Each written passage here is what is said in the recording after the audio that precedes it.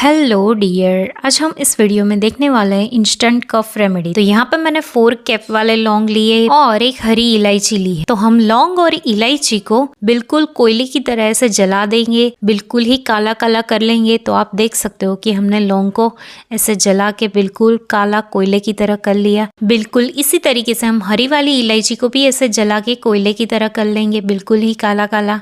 तो आप देख सकते हो कि हमने हरी इलायची को भी काला काला कोयले की तरह जला लिया। अभी हम इन सबको ठंडा होने के बाद स्पून की हेल्प से इसे क्रश कर लेंगे।